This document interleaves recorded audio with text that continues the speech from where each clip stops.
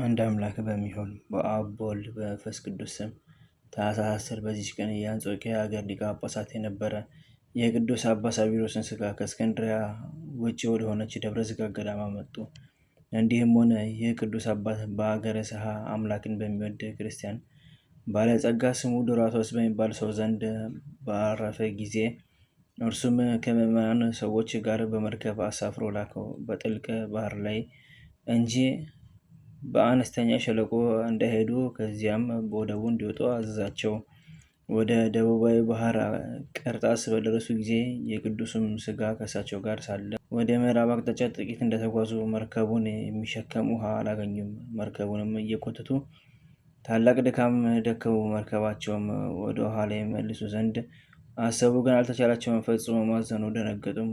እውቀታቸውም ተሰወራቸው። ሰውን የሚወድ እግዚአብሔር የእስራኤልን ልጆች ከጠላቶቻቸው ፊት ተሰውሮ በኤርትራ ባህር ውስጥ መንገድ ገልጦ ያሳለፋቸው እርሱ የቅዱስ ሳዊሮስን ሥጋ መለካውያን ከሆኑ ከሃዲያን ሰዎች ሰወረ። እነርሱ በሕይወት ሳሉ ይጠሉት ነበርና፣ እንዲሁ ከሞተ በኋላ ቃሉ እንደ ሰይፍ የሚቆራረጣቸው ሆነ። ከዚህ በኋላ እግዚአብሔር ከታምራቱ ገለጠ። ይህችን መርከብ ወደሚወጡባት ወደብ እስከምትደርስ በጥቂት ውሃ ላይ 7 ምዕራፍ ያህል እንድትጓዝ አደረጋት። ከዚያም ተሸክሞ ወደ ደብረ ዝጋግ ገዳም አድርሰው ያ ባለጸጋ ዱራቶስ በሰረለት ቦታ ውስጥ አኖሩት። በግብፅ አገርም ታላቅ ደስታ ሆነ። ይልቁንም በእስክንድርያ ከተማ እግዚአብሔርም ታላቃቸው የሆኑ ድንቆች ታምራቶችን ገለጠ። በሕይወቱ ሳለ ከጥርሶቹ የወደቀች አንዲት ነበረች።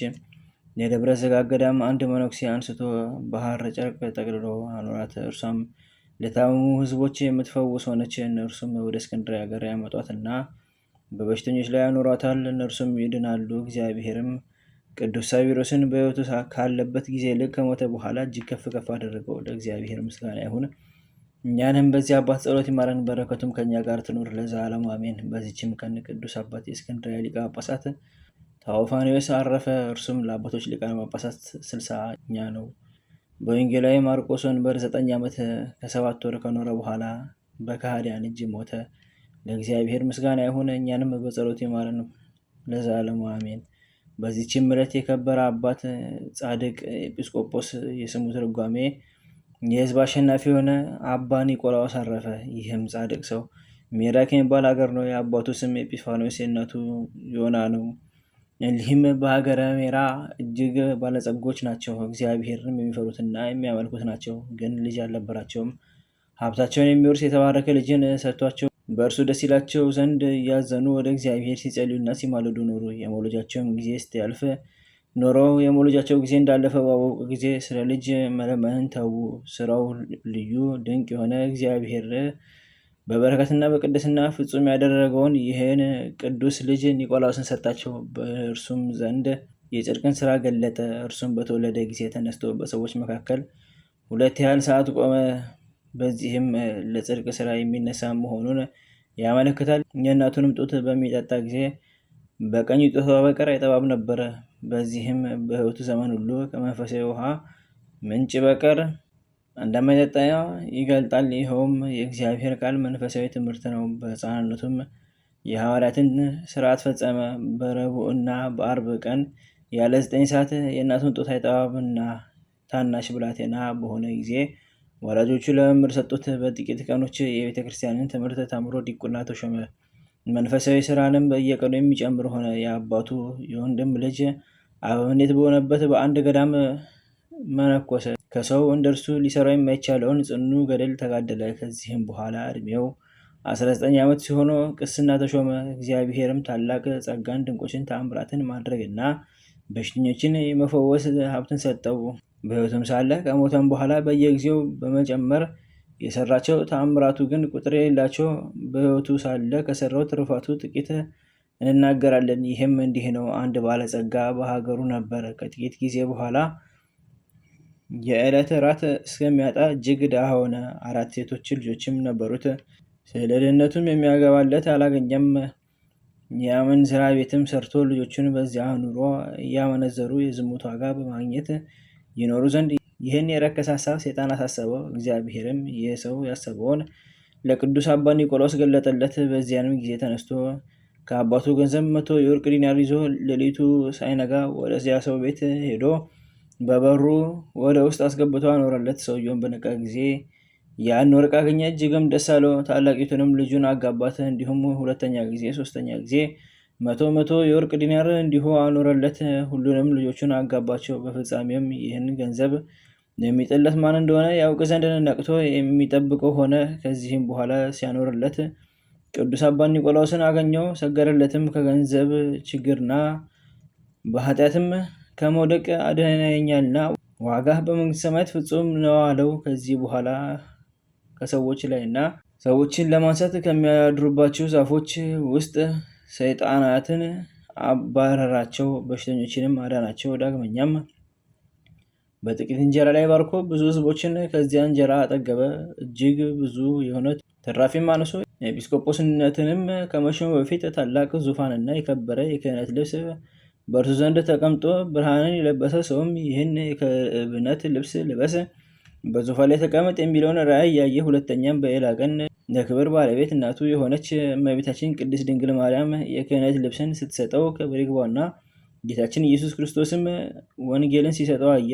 የሀገረ ሜራ ኤጲስቆጶስም ባረፈ ጊዜ በሮሜ ሊቀ ጳጳሳት መልአክ በራእይ ተገልጾ ስለ አባ ኒቆላዎስ ነገረው። ስሙንና የመልኩንም አምሳያ አስረዳው። በነቃም ጊዜ ያየውን ለኤጲስቆጶሳቱ ነገራቸው። እነርሱም በሰሙ ጊዜ ራእዩ እውነት እንደሆነ ሁሉም አመኑ።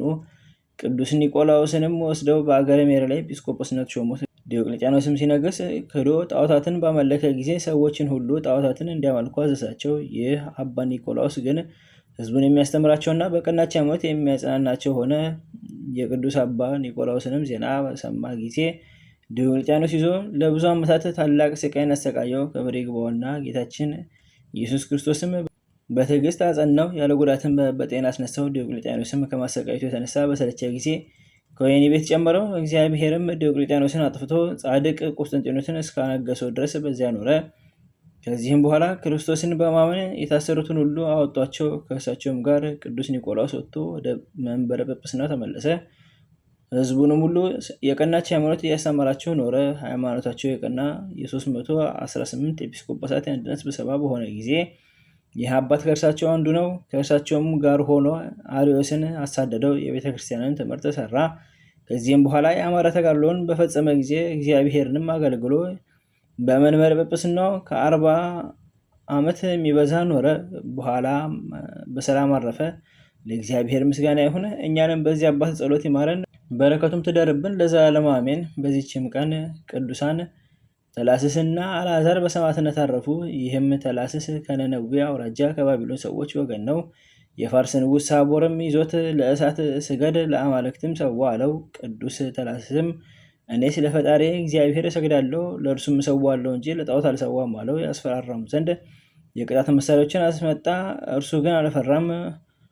100 ግርፋትንም ለረጅም ጊዜ እንዲገርፉ ታዘዘ። ከዚህም በኋላ ተላስስ ሆይ ከዚህ ስቃይ ተነስ፣ እንድታርፍም ለአማልክት ሰዋ አለው። እርሱም ፈጣሪዬ ስለሚጠብቀኝ ለእኔ ስቃይ አልታወቀኝም አለው። በዚያንም ጊዜ 200 ገረፉት። በዓይኖቹም ውስጥ የብረት ችንካሮችን ተከሉ። መናገርም እስከሚሳነው በነሐስ መክደኛ ሸፍነው ደበደቡት። ራሱንም በሰይፍ ቆረጡ።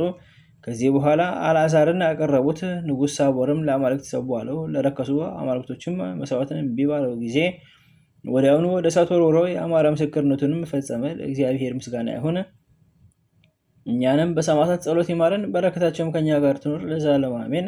በዚችም ቀን ከቁስጥንጥንያ ሀገር ለከበሩ ሰዎች ልጅ የሆነች ቅድስት ሱርስት አረፈች። ይቺም ቅድስት ለአንድ ለከበረ ሰው ልጅ ታጨች። ይህንንም በሰማች ጊዜ አባቷን እንዲህ አለችው፣ አስቀድሜ ወደ ቤተ መቅደስ ሄጄ ሰግድ ዘንድ ፍቀድልኝ። በመመለስበትም ጊዜ እግዚአብሔር እንደፈቀደ የሆነ። አባቷም አስቀድመሽ ወደ ባልሽ ግቢ፣ ሰርግሽን ከፈጸምሽ በኋላ ከእርሱ ጋር ወደ ወደድሽው ሄደሽ ስለትሽን ትፈጽሚያለሽ አላት። እርሷም በድንግልና ሳለሁ ወደዚያች የከበረች ቦታ ሄጄ ልጸልይ ለእግዚአብሔር ቃል ገብቻለሁ፣ ቃሌን በዋሽ በእኔ ላይ እግዚአብሔር ይቆጣል አለችው። ከዚህ በኋላ አባቷ ከሚያገለግሏት ወንዶችና ሴቶች አሽከሮች ጋር አሰናበታት። ለምጽዋትም የምትሰጠውን 300 ያህል የወርቅ ዲናር ሰጣት።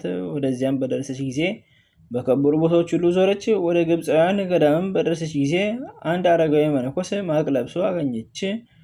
የልቧንም ሁሉ ሀሳብ ነገረችው። እርሱም የእግዚአብሔር ፍቃድ ይሁን አላት።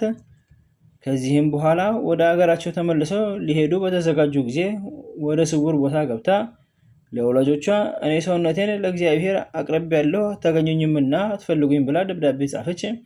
ደብዳቤውንም በልብሷ አስራ ከዕቃዋ ውስጥ አኖረችው። ከእሳቸውም ጋር የምትሄድ መስሏቸው ሰዎቿም ዕቃ ጭነው በቀደሟት ጊዜ ከእርሷ ጋር ያለውን አገልጋዩን እኔ ወደ ጎልጎታ ገብቼ ልጸልይሻለሁ አለችው።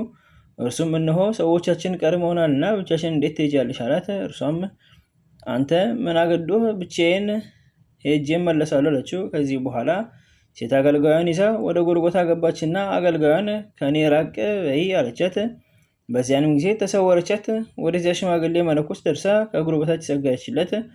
ለድሆችም እንዲያካፍለው ያንን 300 የወርቅ ዲናር ሰጠችው። ዳግመኛም ያመነኮሳት ዘንድ ለመነችው። እርሱም ራሷ ላይ ጭኖ የምንኩስና ልብስን አለበሳት። ይኸውም የማቅ ነው። በላዩም ጸለየላት። እግዚአብሔርም ወደ መራት ትሄድ ዘንድ ፈቀደላት። እርሷም ሄዳ ወደ አንዲት ዋሻ ውስጥ ገባች። እርሷ የ12 ዓመት ብላቴና ስትሆን የሰው ፊት ሳታይ በዚያ ዋሻ ውስጥ 27 ዓመታት ኖረች። ቃራ ከሚባል ሀገር በገደል ስራ የሚኖር ሲላስ የሚባል መነኮስ ነበረ። ለእርሱም መጻተኛ ገዳማዊ በቀልሞን ዋሻ ውስጥ የሚኖር ወዳጅ አለው። በየጊዜውም ጥቂት ምግብ በመያዝ በመጎብኘት ከእርሱ በረከትን ይቀበላል። ፋሲካም በደረሰ ጊዜ ጥቂት እንጀራ ይዞ እንደ ልማዱ ሄዶ ፈለገው፣ ግን አላገኘውም። በመፈለግም ደከመ። ተራሮችና ኮረብታዎችንም ዞረ። ከዚህ በኋላ የሰው እርግጫ ዱካ አግኝቶ ተከተለው። ታናሽ መግቢያም አገኘና የእግዚአብሔር ቅዱስ ባርከኝ አለ። የሚመለስለትን ባጣ ጊዜ ወደ ውስጥ ገባ። በስውር የተቀመጠ መነኩሴ አገኘና ሰገደ። ሌላውም ሰገደ፣ እንዲጸልይለትም ለመነ። አንተ ካህን ነህና ለእኔ ልጸልይ ለአንተ ይገባል አለው። ሲላስም ሰምቶ ሚስጥርን እንዴት አወቀ ብሎ ደነገጠ። ከዚህም በአንድነት ጸለዩና ተቀመጡ። ሲላስም ሴት ናት ይሆን ወይም ጃንደረባ እንጃ ብሎ በልቡ አሰበ። እርሷም ስራዋን ሁሉ ገለጠችለት። ምግብም አቀረበላት፣ ግን አልበላችም። ወዲያውኑ አረፈች። በዚያችም ዋሻ ውስጥ ቀበራት። ገድሏንም ጻፈ። ለእግዚአብሔር ምስጋና ይሁን፣ እኛንም በዚች ቅዱስ ጸሎት ይማረን፣ በረከቷም ከኛ ጋር ይሁን ለዘላለሙ አሜን። በዚችም ቀን ዳግመኛ ከታናሽነቱ ጀምሮ ጃንደረባ የሆነ አባ ጠዋሽ አረፈ። እርሱም በአንድ ገዳም ውስጥ መንኩሶ የተጋደለ ብዙ ዘመናት ኖረ። በአንዲት ዕለት ወደ እስክንድርያ ሲጓዝ በጎዳናው የምታለቅስ ሴት አገኘ። በጠየቃትም ጊዜ እኔ አይሁዳዊት ነኝ፣ ክርስቲያን ሆን ዘንድ እሻ ነበር አለችው። እርሱም ነፍሱን ይጠቅማት ሽቶ ቢተዋት በእግዚአብሔር ዘንድ በደል እንዳይሆንበት ከእርሱ ጋር ወስዶ የክርስትና ጥምቀትን አጠመቃት። ከእርሷም ጋር በየገበያውና በየቦታው ሁሉ በመዞር የመጸውት ጀመር። የእስክንድርያም መነኮሳት ተሰነካከሉበት፣ ሚስቱ እንደሆነች ያስበዋልና። ወደ ሊቀ ጳጳሳቱም አባ ዮሐንስ መሐሪ ዘንድ ይዘው አቀረቡትና ይቺ ሴት ከዚህ መነኩሴ ጋር መነኮሳትን እነሆ አሳፈሩ አሉት። እርሱም አለያይተው እንዲያስሯቸው አዘዘ። በዚያችም ሌሊት አባ ዮሐንስ በሕልሙ ያ መነኩሴ የቆሰለ ጀርባውን እያሳየው ያለ በደሌ ለምን አቆሰልከኝ ሲለው አየ። አባ ዮሐንስም በነቃ ጊዜ ያንን መነኩሴ ያመጡት ዘንድ አዘዘ። የቆሰለ ጀርባውንም ሊያይ ልብሱን ሲይዝ ከላዩ ልብሱ ወደቀ። ጃንደረባም ሆኖ አገኙት። አባ ዮሐንስም አለቀሰ። ያመጡትንና የደበደቡትን ከማዕረጋቸው ሽሮ 3 ዓመት ያህል ቅዱስ ቁርባንን ከመቀበል ከለከላቸው። 100 ዲናርንም ሊሰጠው ወደደ። እርሱ ግን መውሰድ አልፈለገም። ወደ ባቱ ሄዶ የተጋደለ ኖረ። ከዚህ በኋላ በዚህች ዕለት አረፈ። ለእግዚአብሔር ምስጋና ይሁን፣ እኛንም በጸሎት ይማረን፣ በረከቱም ከኛ ጋር ትኖር ለዘላለሙ አሜን። በዚህችም ዕለት ደግሞ የቅዱሳን ሜሊዮስንና ተወፍልያ የዕረፍታቸው መታሰቢያ ነው። ለእግዚአብሔር ምስጋና ይሁን፣ በረከታቸውም ከኛ ጋር ትኖር ለዘላለሙ አሜን። አንድ አምላክ በሚሆን በአብ በወልድ በመንፈስ ቅዱስ ስም ታኅሳስ 11 በዚች ቀን የግብፅ ደቡብ ከሆነ ከመጺል አውራጃ የሬስ ከተማ ሰዎች ወገን የሆነ ቅዱስ አባት አባ በኪሞስ አረፈ። ዘአቅረብኩ ማኅሌተ ዘኪርየ አእላፈ እምነት ጸምዱከ ዘልፈልላ ነብብ ተወከብ ዘኔቴ መጽሐፈ እንተለይሰከ እግዚኦ